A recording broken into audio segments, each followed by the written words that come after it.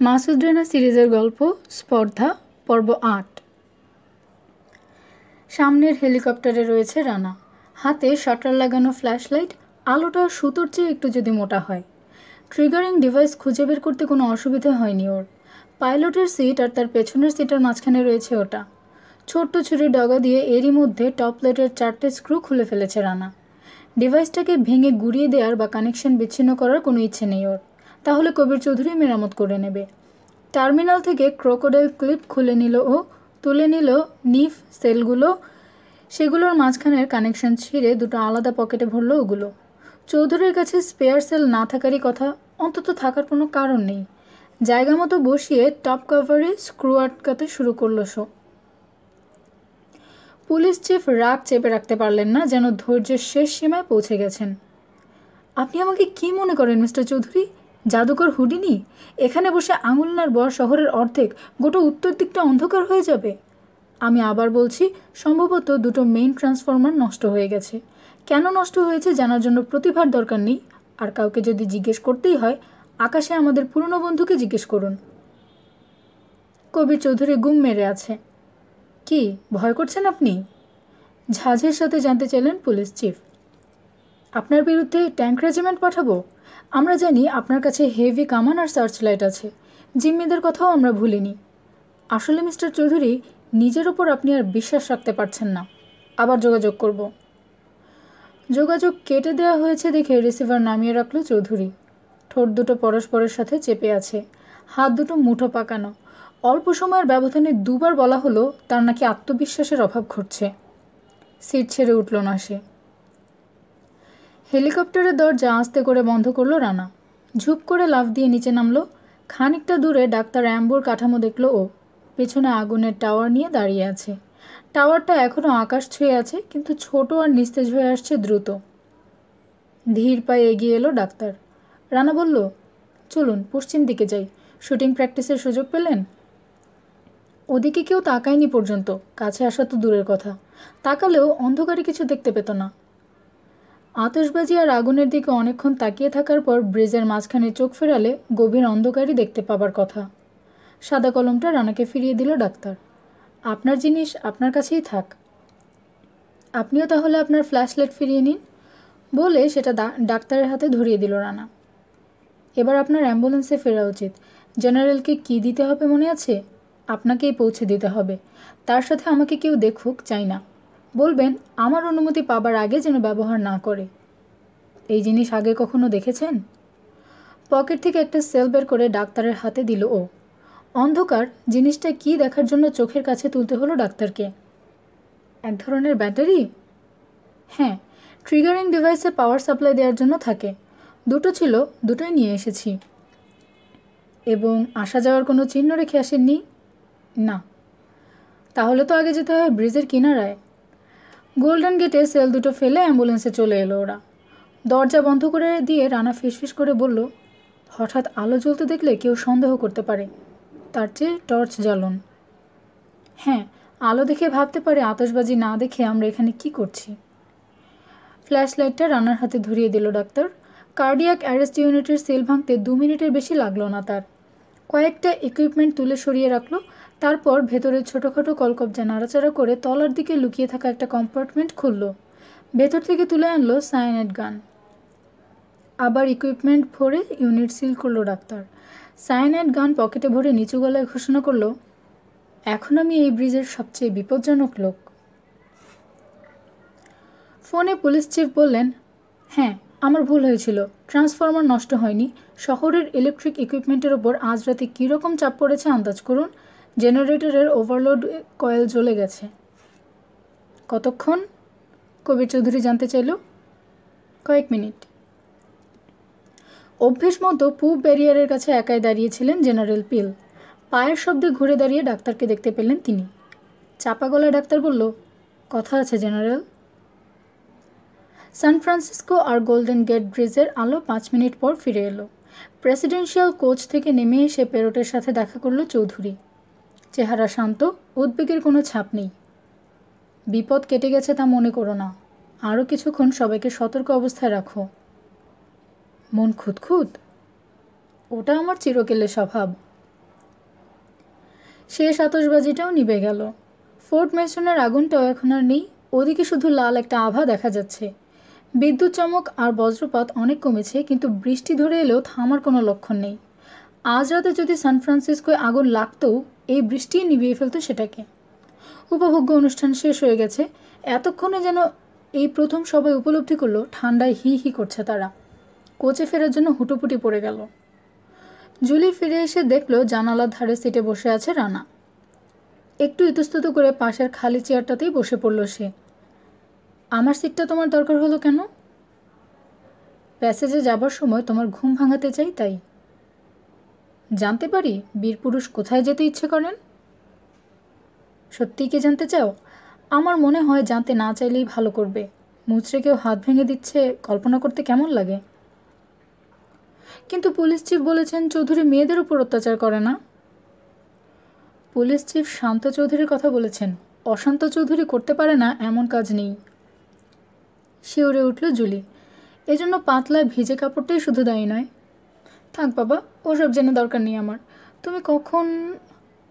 মাঝরাতে ঠিক আগে। একটা দীর্ঘশ্বাস চাপল জুলি। ততক্ষণ আমার ঘুম আসবে না। চমৎকার। 12টা বাজতে 5 মিনিট বাকি থাকতে ধাক্কা দিও। চোখ বুঝল রানা। জুলির মনে হলো ঘুমিয়ে পড়েছে ও। 12টা বাজতে 5 মিনিট। সবাই ঘুমিয়ে পড়ার পর প্রায় 1 ঘন্টা পেরিয়ে গেছে। এমনকি জুলিও জেগে নেই। রানার কাঁধে মাথা রেখে দিব্যি হালকা নাক ডাকছে। খানিক পর এসে দেখে যাবার জন্য টেরি নেই, কাজেই সুযোগটা পিটার নটহ্যামও নিচ্ছে। একটানা না ঘুমালেও ঘুমাচ্ছে। বুকে চিবুক ঠেকিয়ে ঢুলছে সে। মাঝে মধ্যে ঝাঁকি দিয়ে সিধে করছে মাথা। চোখ বুজে জেগে আছে শুধু রানা, মাঝরাতে টহলে বেরোনো বেড়ালের মতো সতর্ক। জুলির গায়ে মৃদু ধাক্কা দিয়ে কানে কানে বলল, যাবার সময় হয়েছে। রানার কাঁধ থেকে মাথা তুলে সিধে হলো জুলি। চোখ পিটপিট করে তাকালো রানার দিকে। কোচের ভেতরটা প্রায় অন্ধকার। ব্রিজ আর ডাইনিং সিটের মাথা থেকে অল্প যা একটু আলো আসছে। অ্যারোসলটা দাও। কি দেব? হঠাৎ সম্পূর্ণ জেগে উঠল জুলি। আবছা অন্ধকারে তার চোখের সাদা অংশটুকু এখন পরিষ্কার দেখতে পেল রানা। ও হ্যাঁ। সিটের তলায় হাত দিয়ে অ্যারোসল ক্যানটা বের করে আনলো সে। কোটের বাঁ দিকের ভেতর পকেটে সেটা আটকে রাখলো রানা। জুলি জানতে চাইল, ফিরবে কখন? ভাগ্য ভালো হলে 20 মিনিটের মধ্যে, বড় জোর আধ ঘন্টা, তবে ফিরব। কিছু বুঝতে না দিয়ে হঠাৎ রানার নাকের পাশে চুমু খেলো জুলি। Please take care. প্রয়োজনীয় একটা উপদেশ, কাজে রানা কোনো মন্তব্য করল না। প্যাসেজে বেরিয়ে যাও, আওয়াজ না করে। জুলিকে পাশ কাটিয়ে সামনে এগোলো রানা, হাতে সাদা কলম। নটহ্যামের বুকে থুতনি ঠেকে রয়েছে। 1 ফুট দূর থেকে বোতামে চাপ দিল রানা। নটহ্যামের বাঁ কানের পেছনে বিঁধল সুইটা। তাকে ধরে সিটের পিঠে হেলান দিল রানা। চেহারায় কোনো বিশেষ ভাব না নিয়ে ঘটনাটা ঘটতে দেখল জুলি। নিচের শুকনো ঠোঁটটা একবার শুধু ভিজিয়ে নিল। একজন টহল গার্ড আছে জানে রানা, বার কয়েক তাকে দেখেছেও। ড্রাইভারের খোলা দরজা দিয়ে সাবধানে উকি দিল ও। আসলেও একজন গার্ডকে দেখা গেল, দক্ষিণ দিক থেকে আসছে। যেভাবে আসছে কোচের গা ঘেঁষে যাবে না, পাশ কাটাবে বেশ একটু দূর থেকে। লোকটার কাঁধ থেকে একটা মেশিন কার্বাইন ঝুলছে। রানার মনে হলো লোকটা বোধহয় ওয়াল্টার, হেলিকপ্টারের একজন পাইলট। তারপর ভাবল ভুলও হতে পারে। নটহ্যামের মৃদু রিডিং লাইট নিভিয়ে দিয়ে ওখানেই থাকলো রানা। হাতে ছিল অ্যারোসল ক্যান, কিন্তু সিদ্ধান্ত পাল্টে বের করলো কলমটা। নক আউট সুইয়ের প্রভাব কাটিয়ে ওঠার পর একজন লোকের মনে হবে সে ঘুমিয়ে পড়েছিল, কিন্তু আজ সকালের অভিজ্ঞতা থেকে জানে রানা নক আউট গ্যাসের প্রভাব কাটিয়ে ওঠার পর অসুস্থ লাগে এবং বমি পায়। বুঝতে অসুবিধা হয় না সে ঘুমায়নি, তাকে ঘুম পাড়ানো হয়েছিল। এই ব্যাপারটা চৌধুরীর কাছে রিপোর্ট করুক ওয়াল্টার, ও তা চায় না। বোতামে চাপ দিল রানা, সেই সাথে লাফ দিল যাতে ওয়াল্টার পড়ে যাবার আগেই তাকে ধরে ফেলতে পারে। ওয়াল্টার ব্যথা পেলে বা আহত হলে ওর কিছু এসে যায় না, কিন্তু রোডের উপর মেশিন গান পড়ে শব্দ হলে বিপদ ঘটতে পারে। ওয়াল্টারের ঘাড় থেকে সুইটা উদ্ধার করলো, টেনে হিঁচড়ে কোচে তুলল তাকে। ড্রাইভিং সিটের সামনের একটুখানি জায়গার ভেতর ঠেলে বসিয়ে দিল অচেতন শরীরটা। আরোহীদের কারো ঘুম ভাঙলেও দেখতে পাবে না ওয়াল্টারকে। সব দেখল জুলি, কিছু নেই চেহারায়, শুধু আরেকবার ঠোঁট ভেজালো সে। এবার সামনের দরজা দিয়ে ব্রিজে উদয় হলো রানা। এদিকে আলো বেশি, যেন অন্ধকার থেকে দিনের আলোয় বেরিয়ে এলো ও। জানে উত্তর আর দক্ষিণ তীর থেকে নাইট গ্লাসের সাহায্যে ওর প্রতিটি নড়াচড়া লক্ষ্য করা হচ্ছে। অপর দুটো কোচে কেউ বাহারায় আছে কিনা কে জানে, হয়তো কেউ জেগেই নেই। থাকলেও কিছু এসে যায় না, দুটো কোচের একটা থেকেও কেউ ওকে দেখতে পাবে না। রানা জানে না রিয়ার কোচে জেগে রয়েছে পেরোট আর বেডলার। নিচু গলায় নিজেদের মধ্যে কথা বলছে তারা। ক্র্যাশ ব্যারিয়ার পেরিয়ে রেলিংয়ের সামনে এসে দাঁড়ালো রানা। ঝুঁকে নিচে তাকালো ও। শুধু অন্ধকার, দেখা যায় না কিছু। সাবমেরিন ওখানে থাকতেও পারে, নাও পারে। পিছিয়ে এসে কোচের তলা থেকে অয়েল স্কিন প্যাকেটটা বের করলো ও। ভেতরে একটা ফিশিং লাইন আর ভারী ল্যাবরেটরি স্যাম্পল ক্যানিস্টার রয়েছে। ফিশিং লাইন থেকে হুক আর টোপ কেটে ফেলে দিল, তার বদলে লাইনের মাথায় বাঁধল ক্যানিস্টার। রেলিংয়ের উপর দিয়ে অপর দিকে ঝুলিয়ে দিল সেটা। চৌকো কাঠের কাঠামো থেকে খুলে ছাড়তে শুরু করলো লাইন। প্রায় 30 সেকেন্ড পর থামলো ও। লাইনটা আলতোভাবে ধরে আছে বুড়ো আঙুল আর তর্জনীর মাঝখানে। টান অনুভব করবে অপেক্ষা করছে এই আশায়। লাইন নড়ছে না। আরও 10 ফিট নিচে নামালো রানা। তবু কোনো টান নেই। তাহলে কি সরে গেছে সাবমেরিন? স্রোত আর ঢেউ খুব নেই বেশি, তাই হয়তো ঠিক পজিশনে সেটাকে রাখতে পারেনি ক্যাপ্টেন। কিন্তু অ্যাডমিরাল হ্যামিল্টনের নির্বাচিত লোক হবে ক্যাপ্টেন, অসম্ভব হলেও ঠিক জায়গায় সাবমেরিন রেখে দায়িত্বের পরিচয় দেওয়ার কথা তার। আরও 10 ফিট নিচে লাইন নামালো রানা।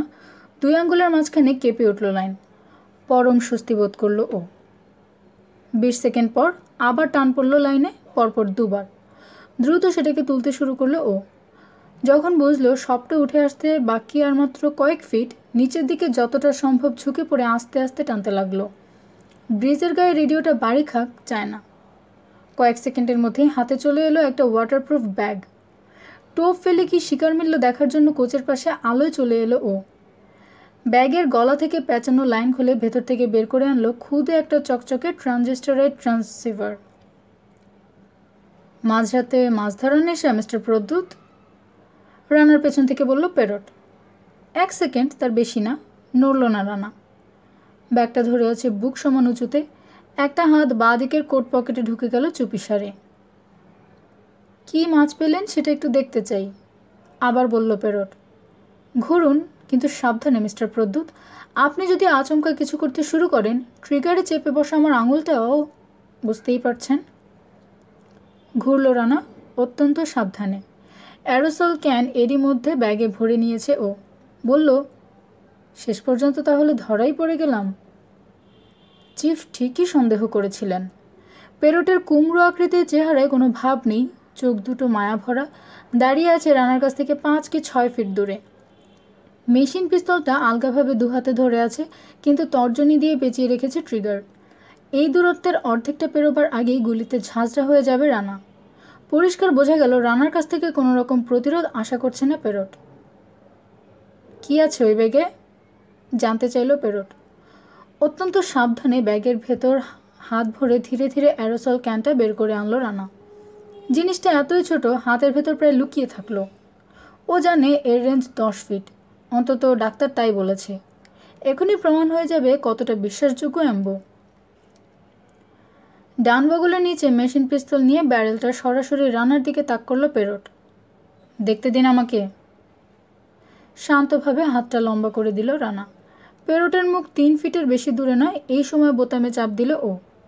হাতের ক্যান ছেড়ে দিয়ে ছোঁ দিয়ে পেরটের মেশিন পিস্তল কেড়ে নিল ও। পায়ের কাছে সদ্য পড়া শরীরটার দিকে তাকালো। নড়ার কথাও নয়, নড়ছেও না। অ্যারোসল ক্যান তুলল ও, ট্রান্সিভার বের করে সুইচ অন করলো। রানা, হ্যামিল্টন। আওয়াজ আরও কমালো রানা। এটা কি একটা ক্লোজড ভিএইচএফ লাইন? কারো শুনতে পাবার কোনো উপায় নেই? নেই। রেডিওর জন্য ধন্যবাদ। এখানে আমি একটা সমস্যায় পড়েছি, একজনকে সরাতে চাই। রস পেরট আমাকে ধরেছিল, কিন্তু ওকে আমি ধরেছি। Gas case. ওকে গোল্ডেন গেটে ফেলে দিতে পারি, কিন্তু মন চাইছে না। এমন কিছু করেনি সে যাতে ওর উপর এতটা নিষ্ঠুর হতে পারি। বলা যায় না, ওকে হয়তো রাজসাক্ষী করা যেতে পারে। ক্যাপ্টেনের সাথে কথা বলতে পারি। নতুন একটা কণ্ঠস্বর শুনল রানা। ক্যাপ্টেন বলছি, কমান্ডার মরিসন। কংগ্রেচুলেশনস ক্যাপ্টেন, এবং রেডিওর জন্য ধন্যবাদ। অ্যাডমিরালকে কি বলেছি আপনি শুনেছেন? হ্যাঁ। লোকটার জ্ঞান নেই, বলল রানা। প্যাসেঞ্জার হিসেবে ওকে নিতে পারেন?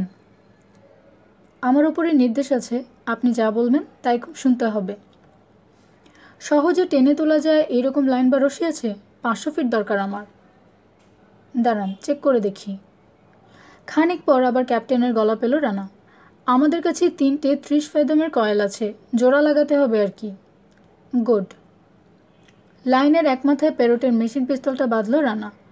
লাইন নেমে যাচ্ছে, মেশিন পিস্তলটা খুলে নেবেন। আপনার রশি পেলে ওটা আমি রেলিংয়ে একবার মাত্র পেঁচিয়ে নেব, তারপর রেলিংয়ের নিচে দিয়ে ফেলে দেবো ডগাটা, তাতে প্যারোট ঝুলবে। ঠিক আছে? ঠিক আছে। লাইন টেনে রশি তুলল রানা। রশিটা রেলিংয়ে পেঁচিয়ে প্যারোটের কাছে চলে এলো। প্যারোটের কোমর আর বগলের তলায় ফাঁস পড়ালো ও অজ্ঞান শরীরটা তুলে নিয়ে এলো ব্রিজের কিনারায়। রেডিওতে জানতে চাইল, রেডি? রেডি।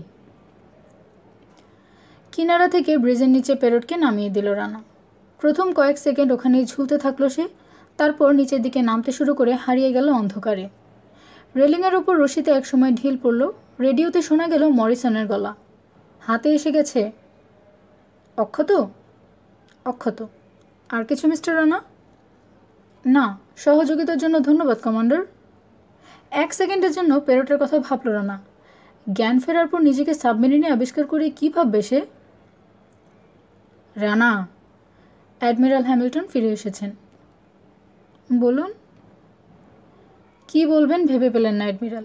ইচ্ছে করছে উচ্ছ্বসিত প্রশংসা করেন, কিন্তু জানেন এসব রানা মোটেও পছন্দ করে না। এই ঋণ কোনো দিন শোধ হবার নয়, কিংবা আমেরিকা তোমার কাছে কৃতজ্ঞ ইত্যাদি অনেক কথা ভিড় করে এলো মনে, কিন্তু কোনোটাই যথেষ্ট বলে মনে হলো না। অ্যাডমিরাল। রানা অস্থির হয়ে উঠছে বুঝতে পারলেন তিনি। মুচকি একটু হাসি ফুটল তার ঠোঁটে।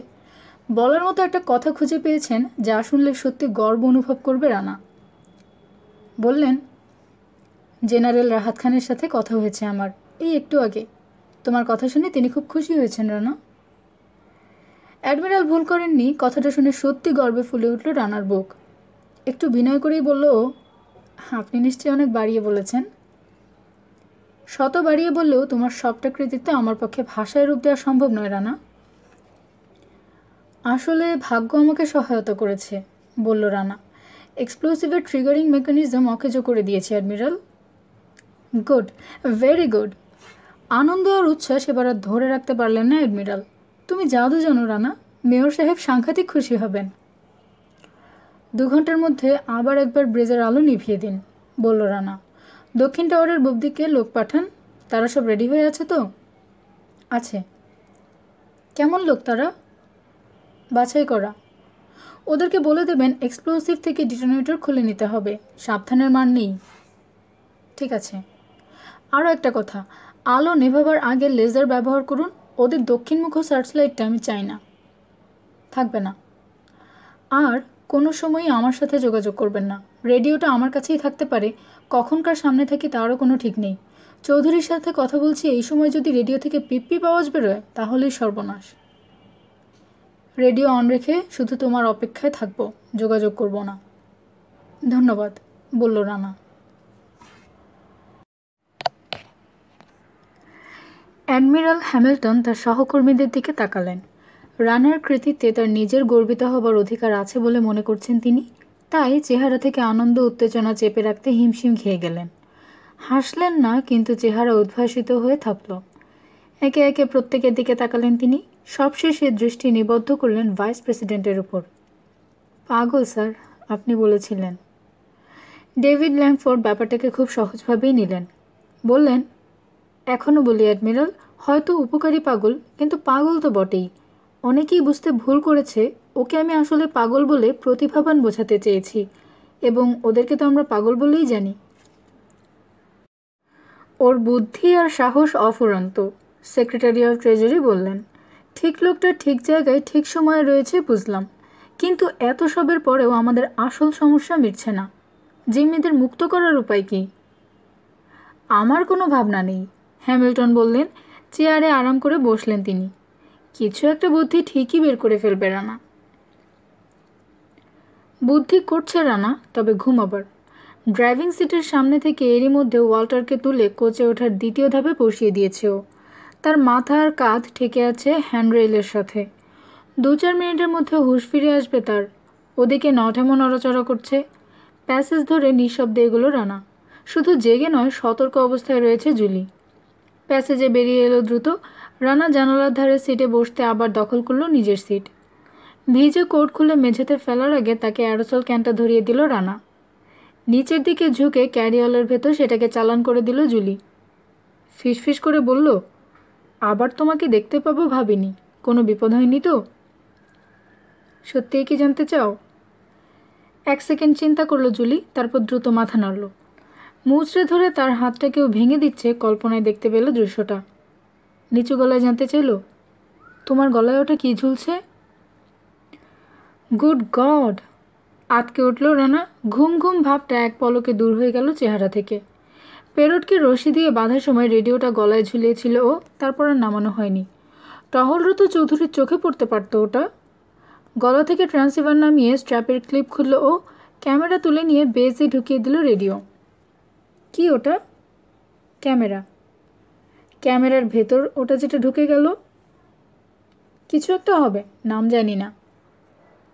কোত্থেকে পেলে? মানে এই কোচ সব তন্ন তন্ন করে সার্চ করা হয়েছে। পেলাম এক বন্ধুর কাছ থেকে। সবখানে আমার বন্ধু আছে জানো না। ভালো কথা, ধন্যবাদ সবুজ নয়না। ভুলটা ধরিয়ে দিয়ে হয়তো তুমি আমার প্রাণ বাঁচিয়েছ।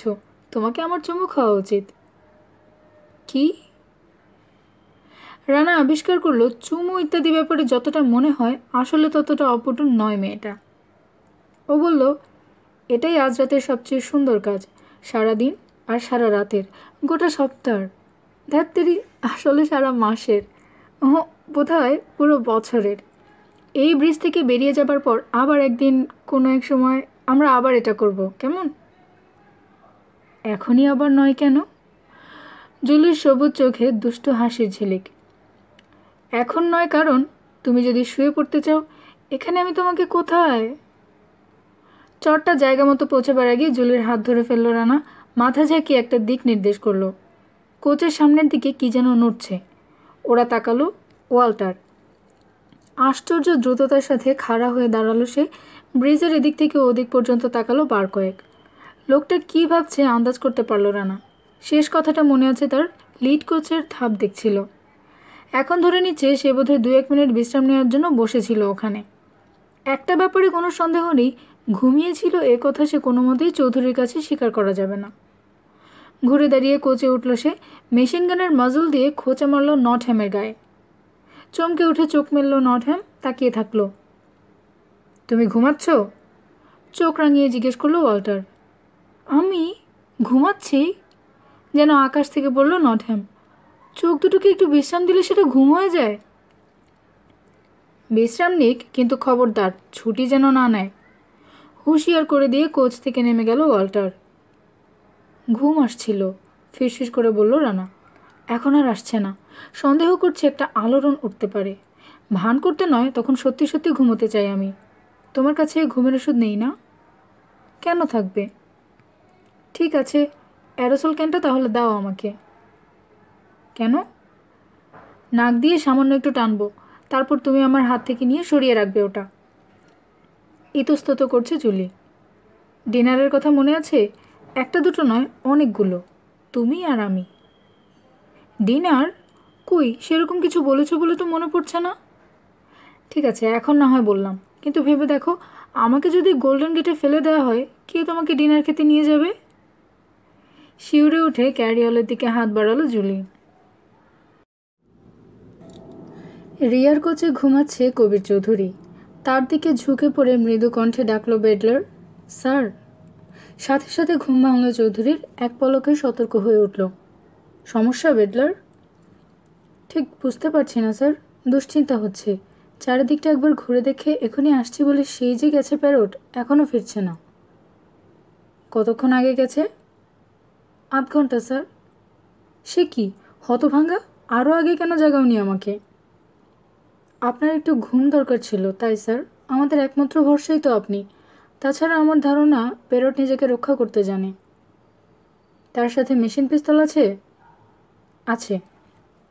সিট ছাড়ল চৌধুরী, নিজের অস্ত্রটা তুলে নিল। এসো। কোন দিকে গেছে জানো? উত্তর। হেঁটে প্রেসিডেন্সিয়াল কোচের পাশে চলে এলো ওরা। ড্রাইভিং সিটের ওপর আড়াআড়িভাবে বসে সিগারেট টানছে গার্ড হুয়ান। দরজায় মৃদু টোকা পড়তে ঝট করে ঘাড় ফেরালো সে। ভেতরের পকেট থেকে চাবি বের করে কি হলে ভরল, ঘোরালো। বাইরে থেকে দরজা খুলে চৌধুরী বলল, পেরটকে দেখেছো? প্রশ্নটা নিচু গলায় না করলেও পারত সে। প্রেসিডেন্ট, রাজকীয় মেহমান, জেনারেল আর মেয়র সবাই ঘুমাচ্ছেন এবং অন্তত নাক ডাকার ব্যাপারে মানবজাতির আর সবার সাথে তাদের কোনো পার্থক্য নেই। দেখেছি স্যার, তা আধ ঘন্টা আগে তো হবেই। ওদিকে কাছের রেস্টরুমের দিকে চলে গেল। তারপর বেরিয়ে আসতে দেখনি? আমার ডিউটি ভেতরে স্যার, জেগে থাকা, কেউ যাতে আমাকে কাবু করে অস্ত্রটা কেড়ে না নেয় সেদিকে লক্ষ্য রাখা। বাইরে বড় একটা তাকায়নি। ঠিক আছে। দরজা বন্ধ করলো চৌধুরী। দাঁড়িয়ে থেকে দরজায় তালা লাগাবার আওয়াজটা শুনল সে। তারপর কাছের রেস্টরুমের দিকে এগোলো ওরা। পেরট নেই এখানে। দ্বিতীয় রেস্টরুমটাও খালি। যত সময় যাচ্ছে চেহারা গম্ভীর হয়ে উঠছে চৌধুরীর। বেডলারকে নিয়ে অ্যাম্বুলেন্সের দিকে এগোলো সে। পেছনের দরজা খুলে উঠল, টর্চ জেলে সুইচ বোর্ড দেখল। আলো জ্বেলে এগুলো কটে শুয়ে থাকা ডাক্তার এম্বুর দিকে। ধাক্কা দিয়ে ঘুম ভাঙানো হলো ডাক্তারের। চোখ পিটপিট করে তাকালো ডাক্তার। উজ্জ্বল আলো সহ্য করতে না পেরে হাত তুলে আড়াল করলো চোখ। তারপর হাত ঘড়ি দেখল সে। 1:45। এত রাতে কি হলো আবার? পেরটের খোঁজ পাওয়া যাচ্ছে না। তাকে দেখেছেন? না। একটু উদ্বিগ্ন দেখালো ডাক্তারকে। কারণটা পেশাগত দায়িত্ববোধও হতে পারে। সে কি অসুস্থ ছিল নাকি অন্য কিছু? অসুস্থ কেন হবে? পাল্টা জিজ্ঞেস করল চৌধুরী। উত্তর না দিয়ে বিরক্তির সাথে বলল ডাক্তার, তাহলে আমাকে জ্বালাতন করার কি মানে হয়? কে জানে, পেরট হয়তো ব্রিজ থেকে নিচে পড়ে গেছে। তীক্ষ্ণ চোখে ডাক্তারকে দেখল চৌধুরী। তার চোখ দুটো একটু ফুলে আছে। নিদ্রাই এর কারণ, অনিদ্রা নয়। নিঃশব্দে ঘুরে দাঁড়ালো চৌধুরী। বেরিয়ে এলো অ্যাম্বুলেন্স থেকে। তাকে অনুসরণ করলো বেডলার। একজনকে এগিয়ে আসতে দেখলো ওরা। ওয়াল্টার। কাঁধ থেকে মেশিন গান ঝুলছে। দাঁড়িয়ে পড়ল সে। Good morning sir. পেরটকে দেখেছ নাকি? পেরটকে? কখন? আধ ঘন্টার মধ্যে। মাথা নাড়ল ওয়াল্টার। না তো। কেন? তোমরা দুজনেই তো ব্রিজে ছিলে। কোথাও একবারও থামিনি আমি স্যার, সারাক্ষণ টহলের মধ্যে ছিলাম। পেছন দিকে তাকিয়েছি, কিন্তু খুব বেশি বার না। পেরট ব্রিজে থাকলেও তাকে হয়তো আমি দেখতে পাইনি, কিংবা ব্রিজে ছিল কিন্তু তারপর আর ছিল না।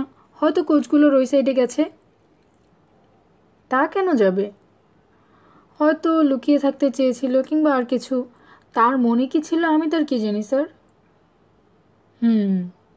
ওয়াল্টার একজন এক্স নেভাল অফিসার এবং অভিজ্ঞ হেলিকপ্টার পাইলট। চৌধুরীর পালিয়ে যাবার প্ল্যানে তার ভূমিকাটা অত্যন্ত গুরুত্বপূর্ণ। কাজেই তাকে চটাতে চাইল না চৌধুরী। নরম সুরে বলল, তুমি ক্লান্ত হয়ে পড়েছ। ব্রিজের এই মাঝখানে দাঁড়িয়ে থাকা, মাঝে মধ্যে চারদিকে চোখ বোলাবে। তোমার ছুটি হতে আর মাত্র 15 মিনিট বাকি আছে। বেডলারকে নিয়ে লিড কোচের দিকে এগুলো চৌধুরী। লিড কোচের সামনের অংশে একটা মাত্র আলো জ্বলছে, তাও কমানো। আগুনের একটা টুকরো দেখলো ওরা। পিটার নটহ্যাম চুরুট ফুঁকছে। চৌধুরী বলল, যাক, অন্তত গার্ডরা সবাই জেগে আছে। কিন্তু সেজন্যই পেরটের নিখোঁজ হওয়ার রহস্য আরও দুর্বোধ্য লাগছে আমার। ওদেরকে লিড কোচে উঠতে দেখে সিট ছেড়ে দাঁড়িয়ে পড়ল নটহ্যাম। Good morning sir. এদিকে সব ঠিক আছে স্যার। তুমি পেরটকে দেখেছ আধ ঘন্টার মধ্যে? কই, কেন? তাকে পাওয়া যাচ্ছে না। কোথাও দেখছি না তাকে। চিন্তা করল পিটার। শেষ তাকে কে দেখেছে? হুয়ান। তার দেখা থেকে কোনো সাহায্য পাওয়া যায়নি। আধ ঘন্টার মধ্যে এই কোচ থেকে নেমেছে কেউ? আগুন দেখার পর কেউ নামেনি স্যার। এগিয়ে গিয়ে রানার সিটের কাছাকাছি দাঁড়ালো চৌধুরী। রানার চোখ বন্ধ, বড় করে গভীরভাবে শ্বাস টানছে আর ছাড়ছেও। পাশে বসে জেগে রয়েছে জুলি। সবুজ চোখ দুটো একটু যেন ম্লান। রানার চোখে টর্চের আলো ফেলল চৌধুরী। কোনো প্রতিক্রিয়া নেই। রানার একটা চোখের পাতা 2 আঙ্গুলের ডগায় ধরে ওপর দিকে তুলল চৌধুরী। চোখের চারপাশের মাংসপেশি কাঁপল না বা চামড়ায় টান পড়ল না। জেগে থাকলে পড়ারই কথা। চোখের ভেতর সাদা জমিন আর কালো মণির ওপর মনোযোগ দিল চৌধুরী। কালো তারা নড়ছে না। সন্দেহ নেই ঘুমিয়ে একেবারে কাদা হয়ে আছে, বলল চৌধুরী। নিরাশ যদি হয়েও থাকে, চেপে রাখতে পেরেছে সেটা। এই মেয়ে, কখন থেকে জেগে আছো তুমি? ঘুমালাম কখন? সবুজ চোখ তুলে তাকালো জুলি। নার্ভাস একটু হাসি দেখা গেল তার মুখে। ব্রিজে আবার ফিরে না এলেই বোধহয় ভালো করতাম। আমি খুব ভীতু মানুষ, বাজ পড়তে শুনলে কলজে শুকিয়ে যায়। ভয়ের কিছু নেই, ঝড় প্রায় শেষ হয়ে গেছে। একটু হাসলো চৌধুরী, নেমে গেল লিড কোচ থেকে। ওটা কোনো ভয়ের কারণ নয় জুলির। চৌধুরী যদি রানার ঘুম ভাঙাতে চেষ্টা করে তখন কি হবে এই ভেবে কলজে শুকিয়ে যাচ্ছিল ওর। চৌধুরী যদি রানার গালে চড়ও কষত তবু জাগত না রানা। 20 মিনিট পর রিয়ার কোচের দরজার সামনে দাঁড়িয়ে আছে কবির চৌধুরী আর বেডলার। বেডলার বলল, খুঁজতে কোথাও বাকি রাখা হলো না স্যার, প্যারট ব্রিজে নেই। হ্যাঁ, তোমার কি ধারণা? স্যার, খানিক ইতস্তত করে জানতে চাইল বেডলার, আমি কি মন খুলে কথা বলতে পারি? মাথা ঝাঁকালো চৌধুরী। প্যারট ব্রিজ থেকে লাফ দিতে পারে না, দুনিয়ার সব লোক আত্মহত্যা করলেও প্যারট করবে না। 7 সংখ্যার একটা মোটা টাকা পেতে আর মাত্র 2-5 দিন দেরি আছে, কাজেই দলবদলও করতে পারে না সে। তাছাড়া দলবদল করতে হলে ব্রিজ থেকে বেরিয়ে যেতে হতো তাকে। যে কোনো টাওয়ারের দিকেই যাক 2000 ফিট হাঁটতে হতো, আর ওয়াল্টার তাকে দেখতে পেতই। তাহলে? আমার বিশ্বাস দুর্ঘটনায় পড়েছে প্যারট। আপনি স্যার ঠিক জানেন তো ডাক্তার কোনো শয়তানি করেনি? জানি। আর মিস্টার প্রদ্যুৎ তো নয়ই। শয়তানি করতে পারে আরেকজনের কথা মনে পড়ছে, জেনারেল পিল। কিন্তু হুয়ান সে সম্ভাবনাও নাকচ করে দিচ্ছে। প্রথমে টেরি, তারপর প্যারট। খানিক চিন্তা করলো বেডলার। কেন যেন স্যার আমার মনে হচ্ছে আজ রাতে যদি টেরি টহলে থাকতো তাহলে বোধহয় ঘটনাটা ঘটতো না। এখন আমার সন্দেহ হচ্ছে টেরির পড়ে যাওয়াটা অ্যাক্সিডেন্ট কিনা। কি মনে হয়? পচা একটা অ্যাপেল স্যার, আমাদের মধ্যেও থাকতে পারে। ভাবতেও খারাপ লাগে, তবে চিন্তা করে দেখা দরকার। কিন্তু বেইমানি করে কার কি লাভ? টাকাটা কি কম? সেটা কেউ হারাতে চাইবে কেন? কোনোভাবে হয়তো সরকার তাকে দ্বিগুণ টাকার লোভ দেখিয়েছে। এসব তোমার বাজে চিন্তা, বলল বটে চৌধুরী, কিন্তু তার কপালে উদ্বেগের রেখা দেখে বেডলারের বুঝতে অসুবিধা হলো না সম্ভাবনাটা তাকে অশান্তির মধ্যে ফেলে দিয়েছে। প্যারট সম্পর্কে কী ভাবছো তুমি? এ ব্যাপারে আপনার সাথে আমি একমত স্যার, গোল্ডেন গেটে পড়ে গেছে ও। কমিউনিকেশন ওয়াগনে বেশ আরামেই আছে রস প্যারট। শুধু তাই নয়, নমস্য ব্যক্তিদের সঙ্গও জুটেছে তার কপালে। টেবিলের একদিকে বসেছে সে একা, আরেকদিকে অ্যাডমিরাল হ্যামিল্টন আর পুলিশ চিফ আর্ল ডিকসন। হাতে পিস্তল নিয়ে দরজার কাছে দাঁড়িয়ে রয়েছে দুজন পুলিশ। প্যারটের কুমড়ো আকৃতির চেহারায় সাধারণত ভাবের কোনো হদিশ পাওয়া যায় না, এখনকার অবস্থা ঠিক তার উল্টো। ভয়ানক, অস্থির এবং চঞ্চল দেখালো তাকে। ছিল গোল্ডেন গেট ব্রিজে, তারপর নিজেকে আবিষ্কার করলো শত্রুদের মাঝখানে। ধাক্কাটা সামলে উঠতে সময় নিচ্ছে সে। হাত দুটো বারবার মুঠো পাকালো আর খুলল। তারপর বলল, ওর আসল পরিচয় তাহলে মাসুদ রানা? কি এমন লোক, অথচ আমাদের সবাইকে একেবারে রামছাগল বানিয়ে ছাড়লো? নিজের ভবিষ্যতের কথা ভাবছ না কেন? জিজ্ঞেস করলো পুলিশ চিফ। কম করেও 10 বছর ঘানি টানতে হবে তোমাকে। লাভ লোকসান তো সব ব্যবসাতেই আছে, জবাব দিল প্যারট। লোকসান দিতেই হবে এমন কোনো কথা নেই, মন্তব্য করলেন অ্যাডমিরাল হ্যামিল্টন। বুঝলাম না। সবাইকে আমরা এই প্রস্তাব দিই না, তা তুমিও জানো। ইচ্ছে করলে তুমি হাত মেলাতে পারো। না। প্যারটের মায়া ভরা চোখ দুটো কঠিন হয়ে উঠল। ক্ষতিটা কি? প্যারটের দিকে ঝুঁকে পড়ে জিজ্ঞেস করলেন পুলিশ চিফ। টাকা পাবে, প্রোটেকশন পাবে, স্বাধীনতা পাবে। 10টা বছর, চিন্তা করে দেখো, জীবন থেকে গায়েব হয়ে যাবে। না। দীর্ঘশ্বাস ফেললেন হ্যামিল্টন। জানতাম তুমি রাজি হবে না। একদিক থেকে প্রশংসা করতে হয়, কিন্তু চরম একটা বোকামি। পুলিশ চিফের দিকে ফিরলেন তিনি। তুমি আমার সাথে একমত তো? পুলিশদের দিকে ফিরলেন ডিকসন। হাত করা পড়াও, সামরিক হাসপাতালের ম্যাক্সিমাম সিকিউরিটি সেকশনে নিয়ে যাও। ডাক্তারদের বলবে অ্যাডমিরাল হ্যামিল্টন কিছুক্ষণের মধ্যেই পৌঁছবেন। টেপ রেকর্ডার যেন হাতের কাছেই থাকে। হাসপাতাল? রেকর্ডার? তার মানে ড্রাগ? তার মানে ড্রাগ। তোমার সহযোগিতা আমাদের চাই। কুমড়োর মাঝখানে একটু ফাটল ধরল। হাসছো কেন? জিজ্ঞেস করলেন পুলিশ চিফ। জোর করে বা ড্রাগের সাহায্যে কোনো স্বীকারোক্তি আদায় করা হলে, বলল প্যারট, এদেশের কোর্ট তা মানবে না। কে বলল তোমাকে স্বীকারোক্তি আদায় করতে চাই আমরা? তোমার সম্পর্কে এরই মধ্যে যা জোগাড় হয়েছে, 20 বছর জেল খাটাবার জন্য সেটুকু যথেষ্ট। তাহলে আমরা ইনফরমেশন চাই।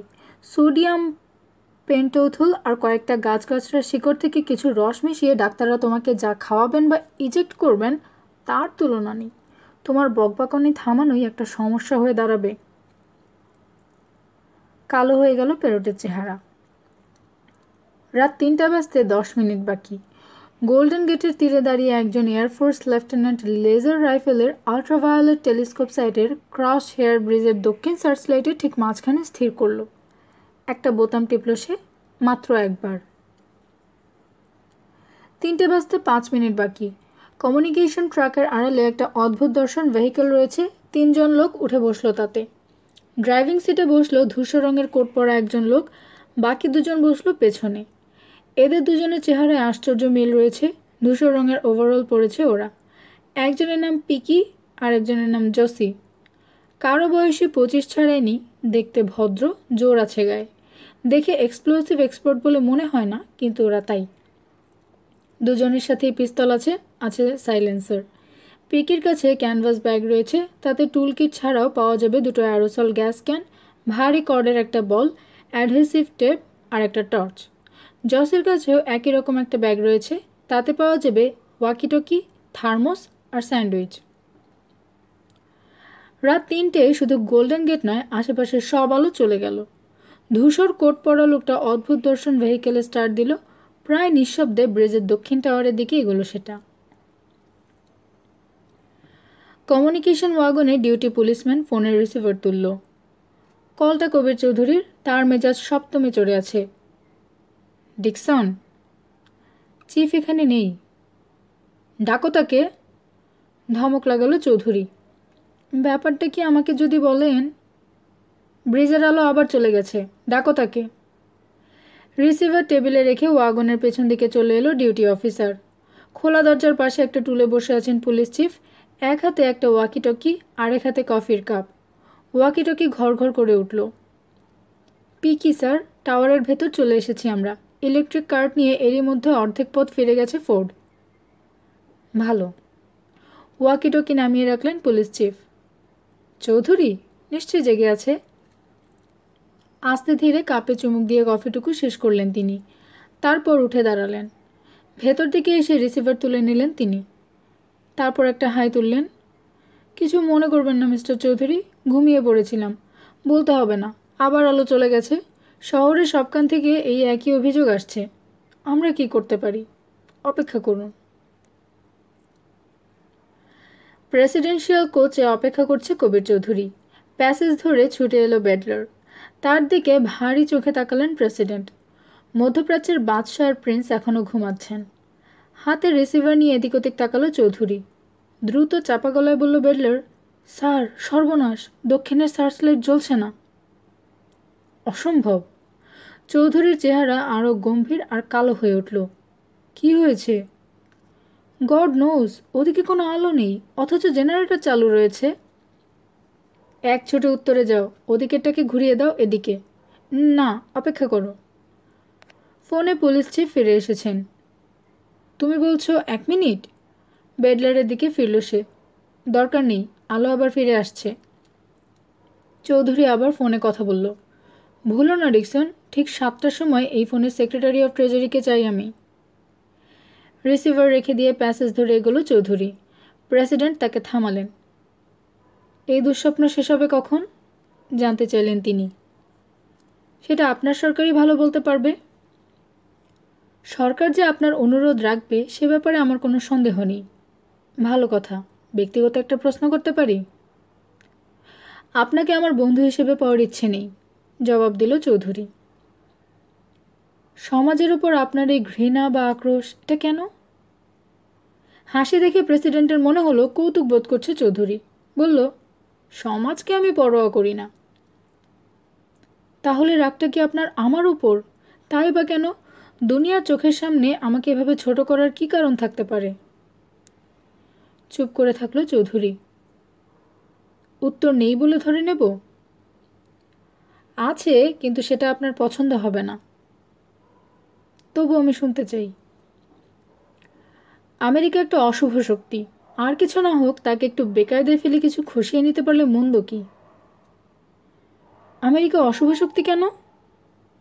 সম্পদের পাহাড় গড়ে তুলেছেন আপনারা, বলল চৌধুরী। কোত্থেকে, কার ধন চুরি করে এই পাহাড় তৈরি হয়েছে সে কথা যদি ছেড়েও দেই, তবু প্রশ্ন থেকে যায়, এই সম্পদ মানবজাতির কোন কল্যাণে ব্যয় করেছেন আপনারা? অস্ত্র তৈরি করছেন, বিক্রি করছেন গরিব দেশগুলোর কাছে, নিজেদের মধ্যে যুদ্ধ করে ধ্বংসের দোরগোড়ায় পৌঁছে যাচ্ছে তারা। একটা হাইড্রোজেন বোমার দাম কত? কত দাম একটা সুপারসনিক বোমারুর, কিংবা একটা মিসাইলের, অথবা একটা নৌবহরের পিছনে কত টাকা লাগে? ওদিকে সারা দুনিয়া জুড়ে সখিনা আর চিনুগুয়ালারা যে মাসে 15 দিন না খেয়ে থাকে, সে খবর রাখেন না কেন? সম্পদের বড়াই করেন, কিন্তু একথা কি সত্যি নয় যে কোনো সম্পদই আসলে কারো ব্যক্তিগত হতে পারে না? গোটা পৃথিবীর সমস্ত সম্পদ পৃথিবীর সবার। আপনি জ্ঞানী মানুষ, তবু আপনি জানতে চান কেন আমি আমেরিকাকে ঘৃণা করি? হাসালেন দেখছি। সময় নিয়ে আলোচনায় বসে এসব বিষয়ে কথা বলার বোধহয় সুযোগ হবে না, প্রেসিডেন্ট বললেন। চৌধুরীর কথা শুনে তিনি রাগেননি। আপনি বোধহয় রাজনীতি পছন্দ করেন না? Politics bore me. ডিকসনের সাথে আজ আমার কথা হচ্ছিল। ও বলছিল আপনি নাকি খুব বড় একজন বিজ্ঞানী। যদি বিজ্ঞান চর্চার সব রকম সুবিধা দেয়া হয়, এসব আপনি ছেড়ে দেবেন? বিজ্ঞান চর্চার সুযোগ দেওয়া হবে, সেই সাথে দেওয়া হবে শর্ত, তাই না? মুচকি হাসল চৌধুরী। যা আবিষ্কার করব তা শুধু আমেরিকা ভোগ দখল করতে পারবে, ঠিক? যদি কোনো শর্ত না দেয়া হয়, জানতে চাইলেন প্রেসিডেন্ট। আমার মনটা আবার বড় খুঁতখুঁতে, কাউকে বিশ্বাস করতে পারি না। দুঃখিত মিস্টার প্রেসিডেন্ট। কোচ থেকে নেমে গেল চৌধুরী। লিফটে চড়ে দক্ষিণ টাওয়ারে উঠে এলো ওরা। লিফট থেকে প্রথমে বেরোলো জসি, তারপর পিকি। লিফটের ভেতর একটা হাত ঢুকিয়ে দিল পিকি, চাপ দিল একটা বোতামে, তারপর দরজা বন্ধ হতে শুরু করতে হাতটা বের করে নিল। খোলা টাওয়ারে বেরিয়ে এলো ওরা। 500 ফিট নিচে অন্ধকার ব্রিজটাকে প্রায় দেখাই গেল না। 1 মিনিট পর ব্যাগ থেকে ওয়াকিটকি বের করলো পিকি। এরিয়াল লম্বা করে বলল, এবার আপনারা পাওয়ার লাইন কেটে দিতে পারেন। ওয়াকিটকি রেখে দিয়ে ওভারঅল খুলে ফেলল সে। গাঢ় রঙের স্যুটের উপর পড়ে আছে একটা লেদার হার্নেস, পেছনে ভারী ইস্পাতের বকলসের সাথে একটা নাইলন রোপ রয়েছে, সেটা পিকির কোমরের সাথে কয়েক পাক জড়ানো। কোমর থেকে ওটা খুলছে, এই সময় টাওয়ারের মাথায় এয়ারক্রাফট ওয়ার্নিং লাইট আর ব্রেজের আলো ফিরে এলো। ওদের চোখে ধরা পড়ে যাব? এয়ারক্রাফট ওয়ার্নিং লাইটের কথা ভাবছ? মাথা ঝাঁকালো পিকি। ওদের আর আলোটার মাঝখানে থাকবো না আমরা, কিভাবে দেখতে পাবে? দক্ষিণের সার্চ লাইটও নষ্ট করে দেওয়া হয়েছে। নাইলন রোপ খুলে প্রান্তটা জসির হাতে ধরিয়ে দিল পিকি। কিছুর সাথে ভালো করে পেঁচিয়ে নাও, কিন্তু ধরে থেকো। তা থাকবো, নিঃশব্দে হাসলো জসি। কিন্তু তুমি যদি ডাইভ দাও, তোমাকে টেনে তোলা আমার কম্য নয়। তখন আমাকে ওগুলো খুলে আনতে যেতে হবে, কিন্তু রশি ধরার জন্য কেউ এখানে থাকবে না। এর জন্য আমাদের ডেঞ্জার মানি পাওয়া দরকার। তোমাকে তাহলে আর্মি বম্ব ডিসপোজাল স্কোয়াডের কলঙ্ক বলে মনে করা হবে। চওড়াকে বলে উঠে পড়ল পিকি। এক্সপ্লোসিভ থেকে ডিটোনেটর খুলতে শুরু করলো সে।